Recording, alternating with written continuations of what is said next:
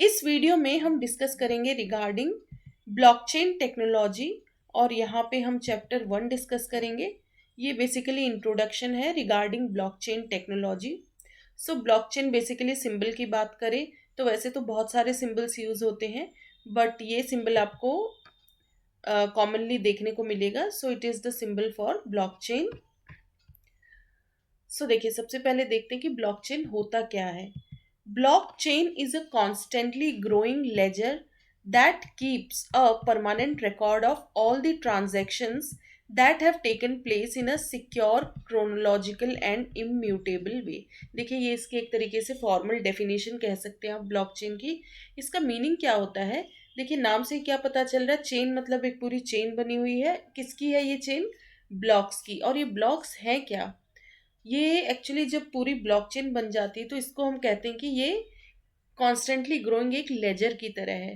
Laser मतलब यहाँ पे ट्रांजैक्शंस को रिकॉर्ड किया जा रहा है, और जैसे जैसे नए ट्रांजैक्शंस आ रहे हैं तो उसका एक नया ब्लॉक क्रिएट हो जा रहा है, और वो पुराने जो भी ट्रांजैक्शंस हुए हैं उसमें वो ऐड हो जाता है, तो वो एक पूरी चेन बन जाती है ब्लॉक्स की। और इस पूरे चेन ऑफ ब्लॉक्स को ये कॉन्स्टेंटली ग्रोइंग लेजर भी कहा जाता है इसको।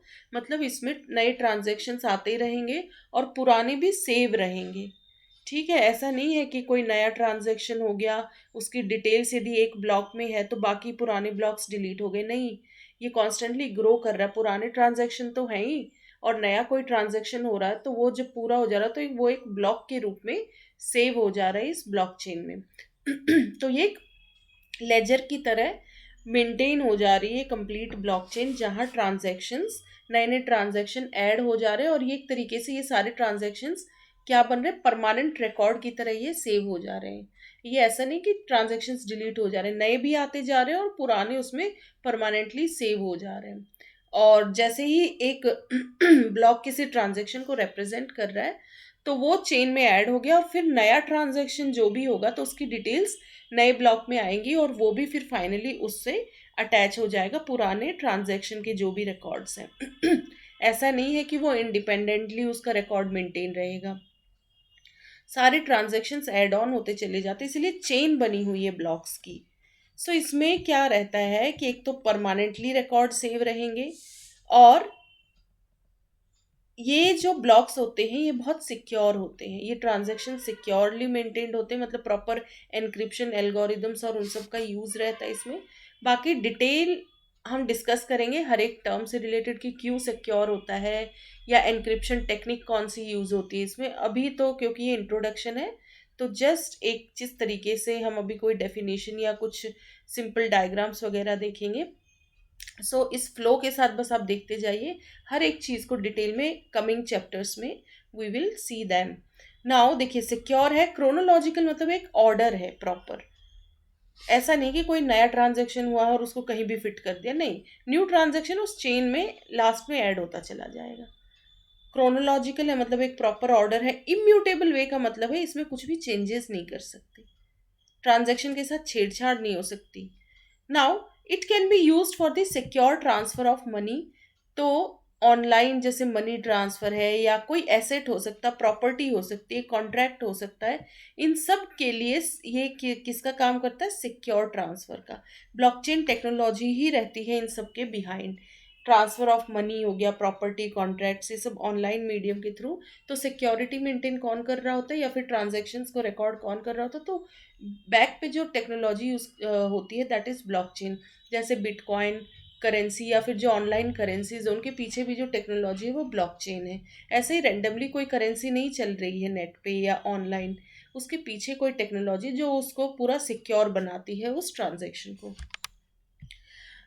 तो इसमें क्या होता है, देखिए, it can be use for the secure transfer of money, property, contracts etcetera without requiring a third party intermediary such as bank और गवर्नमेंट। किसी भी थर्ड पार्टी की रिक्वायरमेंट नहीं है यहाँ पे, बैंक की या गवर्नमेंट की या कोई और थर्ड पार्टी इंटरमीडियरी। यहाँ पे ग्रुप ऑफ पीपल वर्क कर रहे होते हैं, और ये कैसे सिक्योर है वो भी पता चल जाएगा, वो आगे आगे हम पढ़ेंगे डिटेल में। ब्लॉकचेन एक प्रोटोकॉल है, it is a software protocol, but it could not be run without the internet. Like SMTP is for email, जैसे ईमेल्स के लिए जो प्रोटोकॉल यूज होता है that is simple mail transfer protocol, SMTP। ठीक है, तो ब्लॉकचेन भी एक तरीके का प्रोटोकॉल है जिसमें सिक्योर तरीके से मनी ट्रांसफर हो सकती है, प्रॉपर्टी, कॉन्ट्रैक्ट्स, इन सब का रिकॉर्ड मेंटेन हो जाता है और इसमें किसी थर्ड पार्टी इंटरमीडियरी की रिक्वायरमेंट नहीं होती है। सो ब्लॉकचेन क्या है? ये भी एक सॉफ्टवेयर प्रोटोकॉल है, जैसे ईमेल के लिए SMTP रहता है, and it could not be run without the internet. इसको ऑनलाइन फैसिलिटी की ज़रूरत पड़ती है, मतलब इंटरनेट पे के थ्रू ही ये मेंटेन होता है ब्लॉकचेन का जो कॉन्सेप्ट है। So let's see a few more points related to this. Now, what is blockchain? A blockchain is a constantly growing ledger, जो कि हमने पढ़ा पीछे। तो कुछ और इन ये जो टर्म्स थे ना, सिक्योर, लेजर, क्रोनोलॉजिकल, इम्यूटेबल, इन टर्म्स का मीनिंग भी देखेंगे हम। So, what is blockchain? A blockchain is a constantly growing ledger which keeps a permanent record of all the transactions that have taken place in a secure, chronological and immutable way. अब इन सब की definition देखें, क्योंकि देखिए blockchain जब हम पढ़ेंगे आगे भी तो ये ledger word, secure word, chronological, immutable, ये सब रिपीट हो के आएंगे, and this are very important terms related to blockchain. ठीक है, तो सबसे पहले हम यही देखते हैं, हर एक टर्म को ब्रेक डाउन करेंगे और उसका मीनिंग देखेंगे। So let's break down the definition. Blockchain की इस डेफिनेशन को हम ब्रेक डाउन करेंगे और इनकी हर एक टर्म को हम डिटेल में देखेंगे कि लेजर का क्या मतलब है, सिक्योर का क्या मतलब है, क्रोनोलॉजिकल, इम्यूटेबल, फिर ये परमानेंट रिकॉर्ड, ये वाला क्या कॉन्सेप्ट है। सो सबसे पहले देखते हैं लेजर किसको कहते हैं। लेजर होता है एक file that is constantly growing.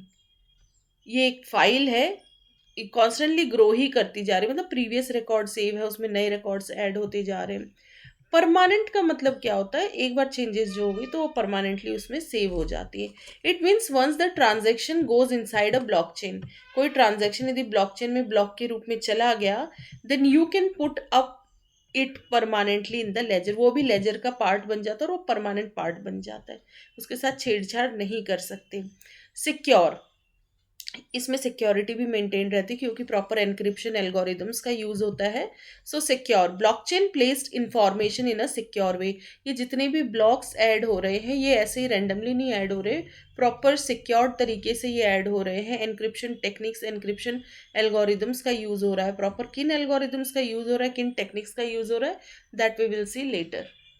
Now it uses very advanced cryptography to make sure that the information is locked inside the blockchain.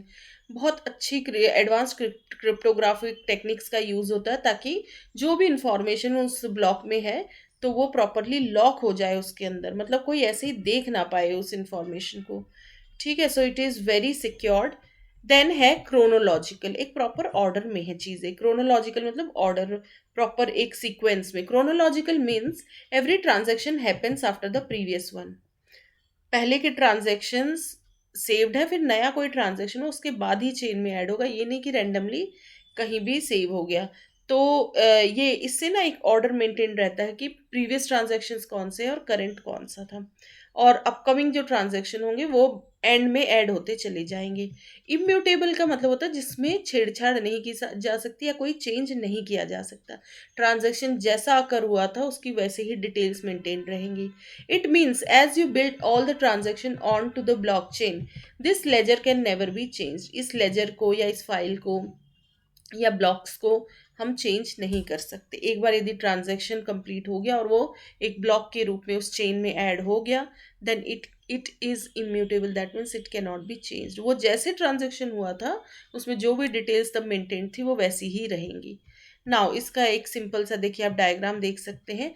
Constantly ये ब्लॉक्स है, ब्लॉक्स मतलब ये ट्रांजैक्शन की डिटेल्स, एक पर्टिकुलर ट्रांजैक्शन की डिटेल्स कैरी कर रहे हैं अपने आप में। इसमें कुछ इन्फॉर्मेशन होती है हर ब्लॉक में, और नया कोई ब्लॉक आएगा तो देखिए वो यहाँ से ऐड हो जाएगा, और ये कंप्लीट को हम कहते हैं ब्लॉकचेन। और ये कॉन्स्टेंटली ग्रोइंग है, मतलब यहाँ एंड में ब्लॉक्स ऐड होते रहेंगे और ये आपस में कनेक्टेड है एक दूसरे से। So a blockchain is a chain of blocks which contain information. इस ब्लॉक में, हर एक ब्लॉक में इंफॉर्मेशन रहती है किसी ट्रांजेक्शन से related. Each block records all of the recent transactions and once completed goes into the blockchain as a permanent database. जैसे डेटाबेस में चीज़ें सेव रहती है तो ये इसमें भी परमानेंटली सेव हो जाती है एक डेटाबेस के फॉर्म में। हर एक ब्लॉक की डिटेल्स जो है इस ब्लॉकचेन में परमानेंटली सेव्ड है। Each time a block gets completed, जैसे ही एक ब्लॉक पूरा कंप्लीट हो गया, मतलब एक ट्रांजैक्शन की डिटेल्स उस ब्लॉक में ले ली गई, तो अब उसमें तो स्पेस है नहीं, क्योंकि वो तो किसी एक पर्टिकुलर ट्रांजैक्शन की डिटेल्स को कैरी कर रहा है। तो नया कोई ट्रांजैक्शन होगा तो उसके लिए ऑटोमेटिकली एक नया ब्लॉक जनरेट हो जाता है। फिर वो जो न्यू ट्रांजैक्शन होगा उससे रिलेटेड डिटेल्स इस नए ब्लॉक में आएंगी, और फिर वो जैसे ही वो भी कंप्लीट हो जाएगा वो भी इस चेन का पार्ट बन जाएगा। सो इस तरीके से ये टेक्नोलॉजी काम करती है ना। एक इंपॉर्टेंट नोट देखते हैं। अ blockchain can be used for the secure transfer of money, property, contracts etcetera. इस ब्लॉकचेन टेक्निक की मदद से सिक्योर तरीके से क्या क्या ट्रांसफर हुआ किया जा सकता है, जो ऑनलाइन जो भी ट्रांजैक्शंस हो रहे हैं, जैसे मनी से रिलेटेड, प्रॉपर्टी, कोई एसेट हो सकता है, कॉन्ट्रैक्ट्स हो सकते हैं। इसमें फिर किसी थर्ड पार्टी इंटरमीडियरी की ज़रूरत नहीं पड़ती। Without requiring a third party intermediary, like जैसे बैंक या गवर्नमेंट, इनकी कोई ज़रूरत नहीं है। ये अपने आप में बहुत सिक्योर टेक्निक है ब्लॉकचेन। ब्लॉकचेन एक सॉफ्टवेयर प्रोटोकॉल है। Blockchain is a software protocol but it could not be run without the internet. But ये इंटरनेट के बिना नहीं रन हो सकता। दैट मीन्स ऑनलाइन होना ज़रूरी है। यहाँ पे चीज़ें ऑनलाइन ही मेंटेन होंगी ब्लॉकचेन में, जैसे ईमेल के लिए एसएमटीपी का यूज़ होता है। ठीक है, तो ब्लॉकचेन भी एक सॉफ्टवेयर प्रोटोकॉल है। ब्लॉकचेन को यूज कौन करता है? Let's see that who uses the blockchain. Blockchain technology can be integrated with multiple areas. Multiple areas में इसका यूज है। The primary use of blockchains is as a distributed ledger for crypto currencies. इसका most जो widely role है जहाँ पे इसका use होता है वो क्रिप्टो करेंसी के केस में। ये बिटकॉइन एंड अदर जो ऑनलाइन करेंसीज यूज होती हैं उसके बिहाइंड जो टेक्नोलॉजी है दैट इज ब्लॉकचेन। इस वजह से जो करेंसीज है they are safe, considered as safe and secure. So the primary use of blockchain is as of, ये डिस्ट्रीब्यूटेड लेजर का काम करती है। किसके लिए काम करती है डिस्ट्रीब्यूटेड लेजर का? For crypto currencies. It shows great promise across a wide range of business applications like, it shows great promise across a wide range of, बहुत सारे एप्लीकेशंस में इसका यूज होता है, जैसे कि banking, finance, government, health care, insurance, media and entertainment, retail etcetera. बाकी और भी बहुत सारे प्लेटफॉर्म्स हैं जहाँ पे इसका यूज होता है, that we will definitely discuss later in the upcoming videos. अब हम देखेंगे need of blockchain. Different different areas जहाँ पे बेसिकली ब्लॉकचेन का यूज होता है। वैसे तो बहुत सारे एरियाज हैं दैट वी हैव सीन। देखिए प्रीवियस इसमें हमने देखा पर्टिकुलर एरियाज, वाइड एरियाज की बात करें तो जैसे banking, finance, government, health care, insurance, media and entertainment, retail, ये तो बेसिक है, broader areas. But there can be multiple as well, बहुत सारे एरियाज हो सकते हैं। So need of blockchain, basically इसका पर्पस क्या होगा? तो देखिए टाइम रिडक्शन, ये आप करेक्ट कर लीजिएगा। टाइम रिडक्शन, टाइम रिड्यूस होता है इस टेक्नोलॉजी से। सिक्योरिटी मेंटेन रहती है, मतलब ट्रांजैक्शन सिक्योरली जो है एक जगह पे मेंटेन हो पाते हैं और किसी थर्ड पार्टी की ज़रूरत नहीं होती। अनचेंजेबल ट्रांजैक्शन से मतलब इम्यूटेबल है, छेड़छाड़ नहीं कर सकते उसके साथ। कोलैबोरेशन, कोलैबोरेशन में वर्क करता है, मतलब मल्टीपल पार्टीज मिलके इस टेक्नोलॉजी का यूज़ कर सकते हैं, और ये मल्टीपल पीपल इन्वॉल्व रहते हैं इसमें। कैसे रहते हैं that we will discuss later. Reliable है, मतलब भरोसेमंद है ये। डिसेंट्रलाइज्ड है, मतलब कोई एक सेंट्रलाइज्ड अथॉरिटी की ज़रूरत नहीं होती या किसी थर्ड पार्टी इंटरमीडियरी की। डिसेंट्रलाइज्ड है, मतलब बटा हुआ है, बहुत सारे लोग रिस्पॉन्सिबल हैं इस टेक्नोलॉजी के लिए, इसीलिए इसमें छेड़छाड़ होना या फिर इस टेक्नोलॉजी का इनसिक्योर होना ये चीज़ पॉसिबल नहीं, क्योंकि बहुत लोगों की सहमति से ये टेक्नोलॉजी वर्क कर रही होती है। Blockchain technology has become popular because of the following. तो ये इसकी पॉपुलैरिटी के मेन रीजंस ये सारे हैं, बेसिक ये रीजंस हैं, बाकी और भी हैं, तो इनको अब डिटेल में थोड़ा थोड़ा हम देख लेते हैं हर पॉइंट को। नाउ टाइम रिडक्शन का क्या मतलब है? डेफिनेटली टाइम कम लगेगा इस टेक्नोलॉजी से। In the financial industry blockchain can allow the quicker settlement of trades. Quickly trade settle हो जाता है, क्योंकि देखिए जहाँ भी थर्ड पार्टी ऑथेंटिकेशन या इंटरमीडियरी की ज़रूरत होगी वहाँ अपनी बहुत सारी फॉर्मेलिटीज़ हो जाती है, उसमें अपना बहुत सारा टाइम चला जाता है। तो ये क्विक सेटलमेंट हो जाता है ट्रेड्स के बीच में, मतलब जो भी पार्टीज इन्वॉल्व है उनके बीच में, ये लेंदी प्रोसेस नहीं होता है। It does not take a lengthy process for verification, settlement and clearance. इन सब में ज़्यादा लेंदी प्रोसेस नहीं रहती, लेकिन कोई इंटरमीडियरी या थर्ड पार्टी की इन्वॉल्वमेंट होती है, देन इन्हीं सब चीज़ों में बहुत सारा टाइम वेस्ट हो जाता है. सो it does not take a lengthy process for verification, settlement, and clearance. It is because of a single version of a agreed upon data available between all stakeholders.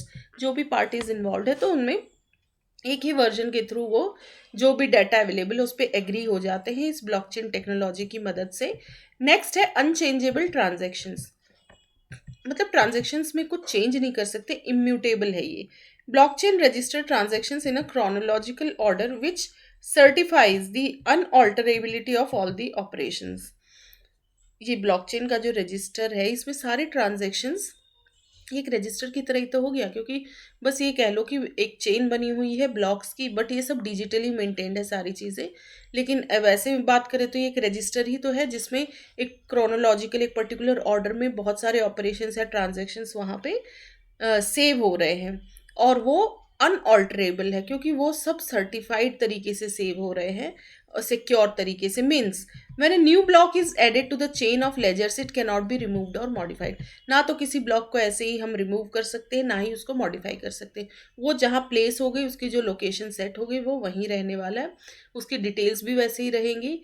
और कोई ट्रांजेक्शन बाद में आए तो पहले वाले ट्रांजेक्शन्स के बाद ही उसको स्पेस मिलेगा. ऐसा नहीं है कि किसी भी ब्लॉक को हटा दिया और उसकी जगह उसे रिप्लेस कर दिया, ऐसा नहीं होगा.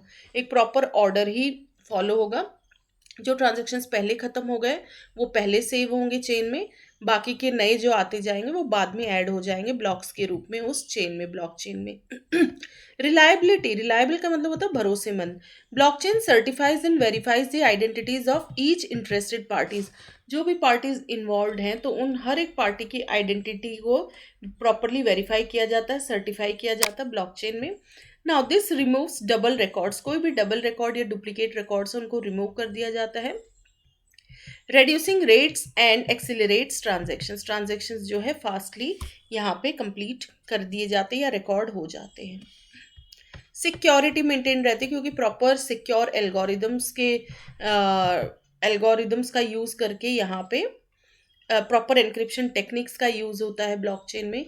Now blockchain uses very advanced cryptography to make sure that the information is logged inside the blockchain. It uses distributed ledger technology where each party holds a copy of the original chain.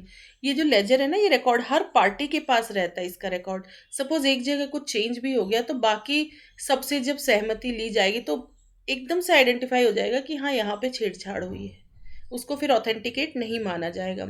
तो वो पहली बात तो ये possible ही नहीं कि उसमें कुछ चेंज या छेड़छाड़ हो सके, क्योंकि हर एक के पास उस लेजर की कॉपी मेंटेन्ड है जितने भी लोग इन्वॉल्व हैं. So the system remains operative even the large number of other nodes fall. ठीक है, तो सिस्टम हमेशा ऑपरेटिव रहता है क्योंकि बहुत सारे लोगों के पास इसकी कॉपी मेंटेन रहती है लेजर की. Now collaboration. It allows each party to transact directly with each other without requiring a third party intermediary. आपस में ट्रांजेक्शन्स पॉसिबल है, कोई भी पार्टी किसी के साथ भी ट्रांजेक्शन्स कर सकती है और किसी थर्ड पार्टी की भी रिक्वायरमेंट नहीं है. डिसेंट्रलाइज्ड है, मतलब बहुतों में बटा हुआ है ये लेजर, तो सेंट्रलाइज्ड कहीं होने पर दिक्कत हो जाती है, उसका मिसयूज भी हो सकता है या फिर उसमें वो टाइम टेकिंग प्रोसेस भी हो सकती है. But it is decentralised. It is decentralized because there is no central authority supervising anything. कोई भी सेंट्रल अथॉरिटी नहीं है कि जो हर एक ट्रांजैक्शन को सुपरवाइज कर रही होती है. There are standard rules on how every node exchanges the blockchain information. ये लेजर या ब्लॉकचेन इंफॉर्मेशन को किस तरीके से हर नोड या हर every person that is involve उसमें किस तरीके से ये लेजर मेंटेन रहेगा या ब्लॉकचेन की इंफॉर्मेशन. तो वो ऐसा नहीं कि रैंडमली कुछ ऐसे ही फॉलो हो रहा है, कुछ स्टैंडर्ड रूल्स, कुछ प्रोटोकॉल यूज हो रहे हैं प्रॉपरली.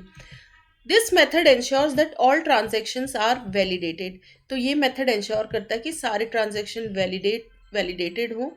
एंड ऑल वैलिड मतलब ऐसा इनवैलिड ट्रांजेक्शन हो ही नहीं सकता, इसमें ट्रांजेक्शन वैलिड होने चाहिए.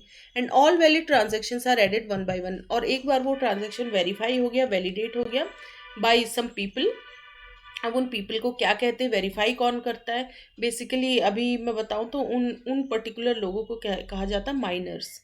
वो आगे हम पढ़ेंगे डिटेल में कि माइनर्स किनको कहते हैं, जो किसी भी ट्रांजेक्शन को वैलिडेट या वेरीफाई करते हैं, those people are known as miners.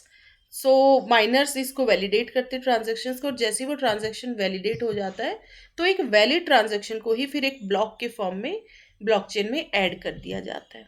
जब तक वो वेरीफाई नहीं, वो ब्लॉकचेन का पार्ट नहीं हो सकता वो ट्रांजेक्शन। ना थोड़ी सी हिस्ट्री देख लेते हैं ब्लॉकचेन की। History of blockchain. The blockchain technology was described in 1991 by the research scientist. ये पहली बार किन्होंने डिस्क्राइब किया था? ये ईयर 1991 में जिन्होंने डिस्क्राइब किया था, they were Stuart Haber and W Scott Stornetta. They wanted to introduce a computationally practical solution for time stamping digital documents. Digital documents की टाइम स्टैंपिंग भी हो पाए, मतलब किस टाइम किस डॉक्यूमेंट में क्या चेंज किए हैं, या जैसे ट्रांजैक्शंस की बात करें तो वो पर्टिकुलर किस टाइम पे हुए हैं, या उस ट्रांजैक्शन में एक्चुअली हुआ क्या था, उसका पूरा रिकॉर्ड मेंटेन रहता है। और वो कैसे मेंटेन रहता है? कंप्यूटेशनली, मतलब ऑनलाइन फॉर्म में कह लीजिए या डिजिटल फॉर्म में वो मेंटेन हो जाता है। So that they could not B backdated, उनको आप बैकडेटिंग नहीं कर सकते, उनके साथ टेम्परिंग नहीं कर सकते। टेम्पर्ड मतलब छेड़छाड़ करना अपनी तरफ से। ऑथेंटिक सिस्टम मतलब मेंटेन रहता है पूरा, कि proper time stamping. Time stamping का मतलब होता है किस टाइम किस डेट पे क्या ट्रांजेक्शन अकर हुआ था। They develop a system using the concept of cryptographically secured chain of blocks to store the time stamped documents. फिर ये टाइम स्टैम्प डॉक्यूमेंट्स को कैसे एक क्रोनोलॉजिकल एक क्रिप्टोग्राफिक टेक्निक की मदद से एक चेन ऑफ ब्लॉक्स के फॉर्म में इसको स्टोर कर दिया जाता था। और यही चीज़ बाद में फिर किस टेक्नोलॉजी के रूप में आई? Blockchain technology. सो ये किन्होंने डिस्क्राइब की थी 1991 में? साइंटिस्ट का नाम क्या था? Stuart Haber and W Scott Stornetta. Now फिर 1992 में क्या हुआ? In 1992 Merkle trees were incorporated into the design. इस ब्लॉकचेन जो ये सिक्योर्ड चेन ऑफ ब्लॉक्स था, इसमें मर्कल ट्रीज को इनकॉर्पोरेट किया गया। कुछ कॉन्सेप्ट होगा मर्कल ट्रीज जो कि हम डिटेल में भी नहीं जा रहे हैं। Which makes blockchain more efficient by allowing several documents to be collected into one block. Merkle trees की मदद से क्या होता था? बहुत सारे डॉक्यूमेंट्स को एक ही ब्लॉक में कलेक्ट करना पॉसिबल था। तो इससे क्या है, ये जो प्रीवियस टेक्नोलॉजी जो स्टुअर्ट हेबर और डब्ल्यू स्कॉट स्टोरनेटा ने दी थी सिक्योर्ड चेन ऑफ ब्लॉक्स की, ये और भी एफिशिएंट हो गई। क्योंकि इसमें एक ही ब्लॉक में बहुत सारे डॉक्यूमेंट्स को कलेक्ट करना पॉसिबल था। मर्कल ट्रीज के बारे में भी कुछ बताया गया इधर ज़रा सा। Merkle trees are use to create a secured chain of blocks. Merkle trees की मदद से ये सिक्योर्ड चेन ऑफ ब्लॉक्स को क्रिएट करना ईजी था। It stored a series of data records. Data records की पूरी सीरीज स्टोर हो जाती थी, and each data records connected to the one before it. उस प्रीवियस जो भी डाटा रिकॉर्ड था उससे वो कनेक्टेड रहता था, जो भी नया रिकॉर्ड रहता था।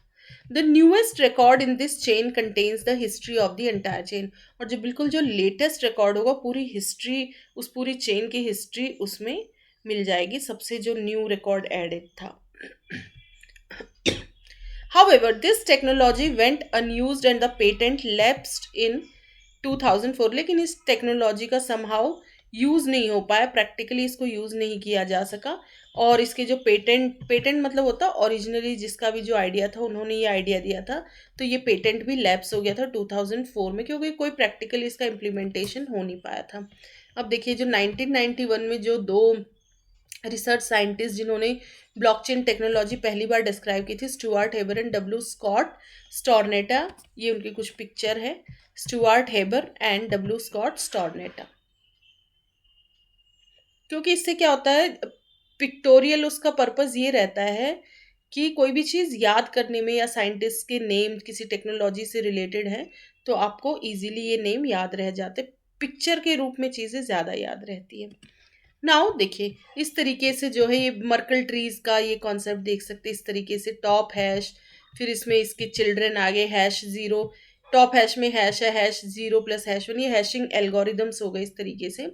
फिर हैश ज़ीरो में 0.0 0.1, ये 1.0 1.1, फिर ज़ीरो में 0 0 L1 L2, ये डिफरेंट डिफरेंट ब्लॉक्स हो गए। ये देखिए L1 L2, ये लीव्स हो गई, डाटा ब्लॉक्स कहलाएंगे ये इंडिविजुअली, ठीक है। तो ट्री के फॉर्म में, तो इसी को एक ट्री कह सकते हैं, मर्कल ट्री के रूप में।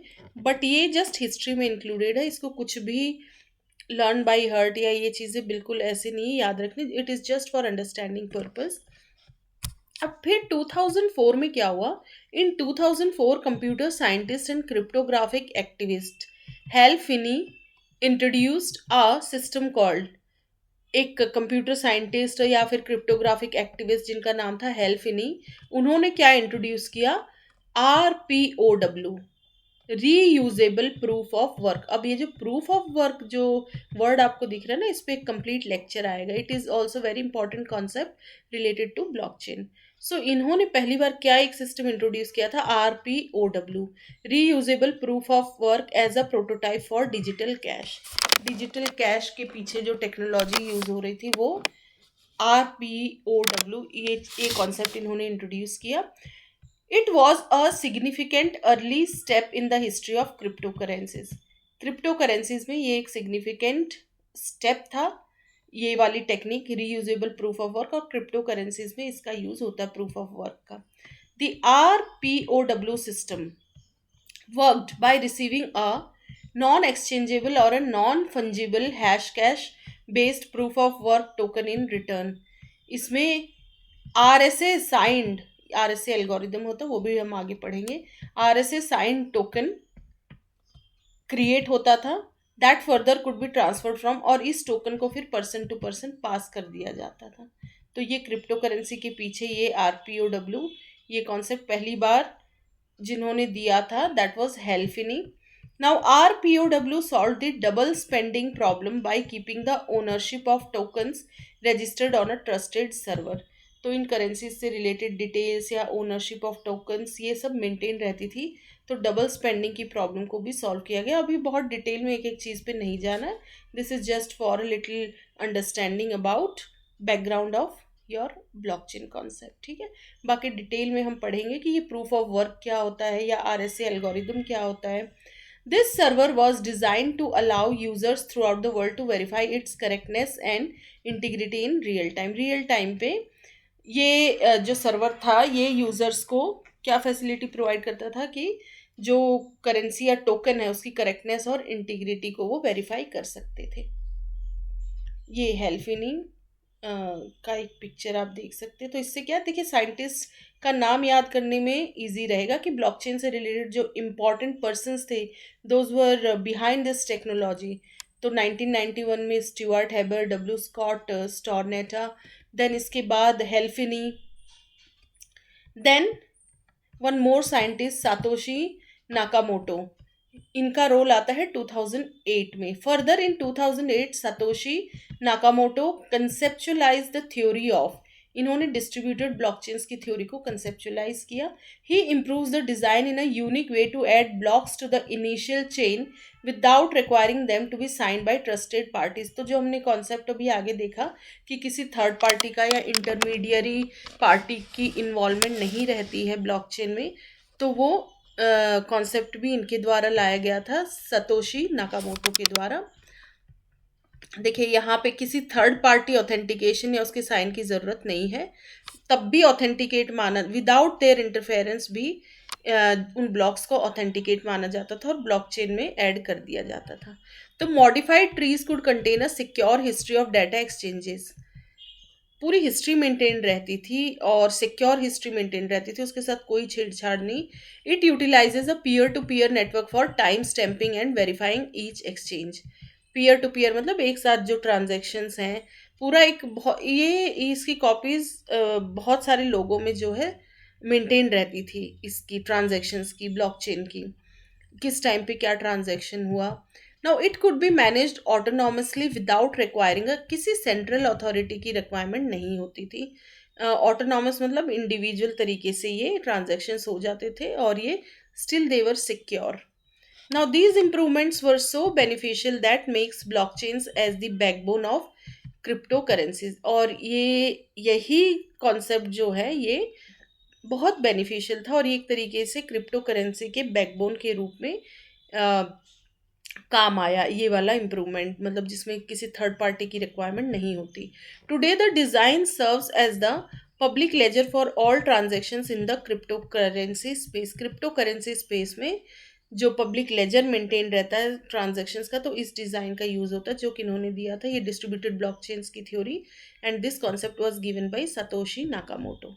The evolution of blockchains has been steady and promising. ये ब्लॉकचेन का इवोल्यूशन कंटिन्यूअस है, कभी भी ऐसा नहीं है कि ये आउट ऑफ ट्रेंड गया हो या इस पे वर्क ना हुआ हो, लेकिन ये काफ़ी प्रॉमिसिंग फील्ड है. मतलब इस पे work, it needs some kind of work and authentication. Work चलता रहता है इस पे, डिफरेंट डिफरेंट एल्गोरिदम्स या security techniques related to blockchain. The words block and chain were used separately in Satoshi Nakamoto's original paper. उन्होंने जो original paper publish किया था या प्रेजेंट किया था, उसमें ब्लॉक और चेन उनको सेपरेटली यूज़ किया गया था, but were eventually popularised as a single word, the blockchain. लेकिन 2016 तक इनको एक एक कर दिया गया इन दोनों वर्ड्स को, और देन ये टर्म प्रैक्टिस में आया blockchain. In recent time the file size of crypto currency blockchain containing records of all transactions occurred on the network has grown from. ये जो पूरा ब्लॉकचेन, यदि बिल्कुल शुरुआत से ट्रांजैक्शंस की डिटेल्स देखी जाए तो 20 GB से ये 100 GB तक ये फाइल साइज ग्रो हो चुका है ब्लॉकचेन का. रिलेटेड टू कौन सी ब्लॉकचेन? क्रिप्टो करेंसी की जो ब्लॉकचेन है. सो इस चैप्टर में इतना ही. एक बार हम रिवीजन देख लेते हैं, quick revision. So first chapter में हमने देखा ब्लॉकचेन टेक्नोलॉजी, ये टेक्नोलॉजी होती क्या है.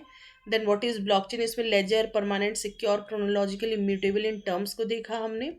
देन ब्लॉकचेन का यूज़ कहाँ कहाँ होता है, नीड ऑफ ब्लॉकचेन, तो ये कुछ पॉइंट्स हमने डिस्कस किए. देन हिस्ट्री देखी इसकी ब्लॉकचेन की. So some important scientist related to this technology हमने क्या देखा? Stuart Haber, W Scott Stornetta, then Hal Finney and Satoshi Nakamoto. इस चैप्टर में इतना ही. Thank you so much.